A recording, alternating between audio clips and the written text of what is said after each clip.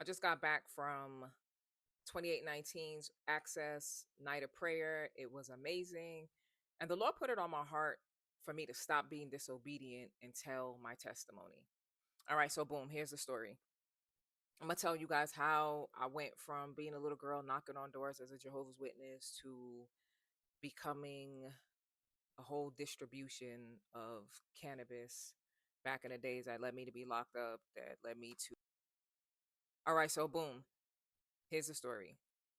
I was born in Jamaica, came to the United States when I was 2.5 years old, legally, with a green card. I lived in Brooklyn, New York, with my mom and my stepdad. My mom, a few years after I got here, I think maybe when I was 5, she became a Jehovah's Witness. And after that, life changed. So we didn't celebrate holidays, we didn't do birthdays. Yes, I was that little girl. Hey, good morning. Would you like to hear the good news about Jehovah?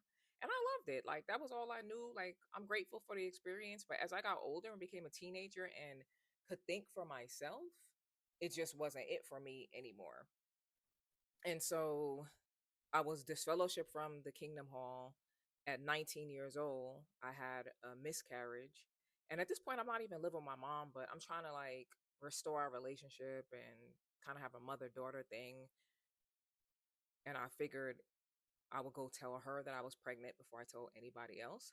So I told her that Monday. Like, I remember it like it was yesterday. I told her on Monday. On Saturday, I had the miscarriage, lost a baby. At this point, I don't even really know what's happening. It took me such a long time to even go to the hospital because I didn't even know what was happening. And so I went to my friend Stephanie's house down the block, and her mom was like, "Yeah, no, you definitely losing this child." When I leave the hospital, do all of that, I was in Brooklyn, and I said, "Let me just go to my mom's house," and she had the elders there, and it's just like this whole thing. They asked, like, it was like an interview. They putting you on like a panel to discuss your sin. And I just felt like that was so wild and I was not with it. And they disfellowshipped me. So they get on a stage publicly and announce your name. So Natalie has been disfellowshipped. At that point, everybody in the Kingdom Hall knows that they can't speak to you. So people I knew when I was since I was a little teeny bopper see me on the street, they're not speaking to me. Like, I just lost a child. I just went through something so traumatic. And instead of getting the support, I'm getting judgment, I'm getting shame.